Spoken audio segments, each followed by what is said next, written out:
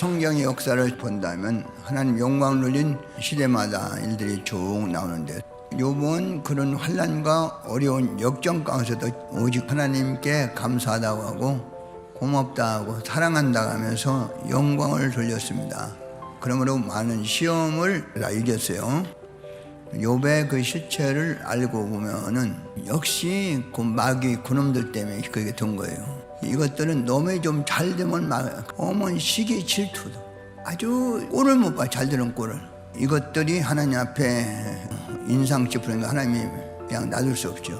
하나님이 딱 열심히 사는 욥을 얘기했어요. 너 구스 땅에 욥을 봤느냐? 욥같이 나를 섬기고 사랑하고 좋아하는 자들이 어딨냐? 너희들 좀 양심의 가책을 받아라 이놈들아. 그러니까 하나님이 맨날 도와준 게 그렇게 해도 우리 또 도와줘 보세요. 그러면 되죠. 아니 그냥 내가 주느냐, 그냥 축복했냐, 잘한 게 축복해 주지. 우리는 그렇게 절대로 보지 않습니다. 무조건 하나님은 그냥 축복해 줍니다. 그러니까 축복받으니까 기쁘니까 자동적으로 그렇게 하죠. 너 이론은 항상 마귀의 이론이요, 악마들의 이론이요, 꼭 사탄도 그래요. 축복해줘서 한다는 걸 생각해요. 그럼 너들 주관이 아닌가 한번 해봐라. 그래, 요번에 한번 보자 했어요.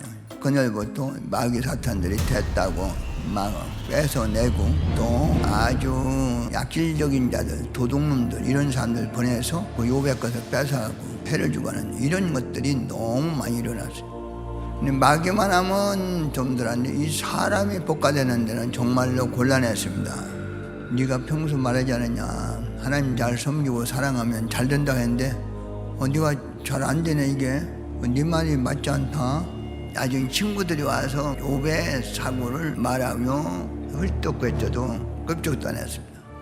욥은 한마디 하나님이 나한테 줬다가 하나님 때가 되니까 저렇게 가져간다고 했어요. 하나님 갖고 간 거 아니고 나쁜 놈들 갖고 왔는데 하나님이 갖고 왔다니까 불만이 하나도 없는 거예요. 불만 전혀 없는 게 사고, 생각을 그렇게 해버렸어요. 그 말하는 도수 말이거든요. 완전히 최단수의 단어를 쓴 거예요.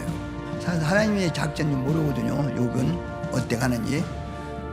욥은 이런 극단적인 세계에 처했을 때도 최고 극심한 고통 가운데도 하나님만 끙끙거리고 불렀습니다.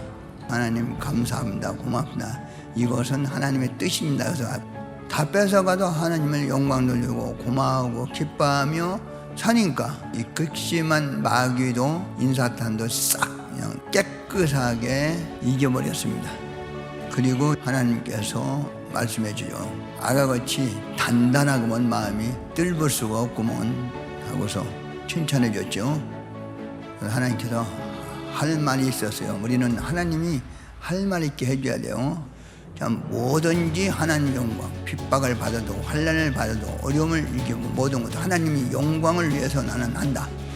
하나님 영광이 드는 일이라면 다 한다면서 누구든지 그런 지침과 사고와 철학들이 있어야 자기에 대한 철학이 있어야 돼, 이념이 있어야 되고 하겠어요.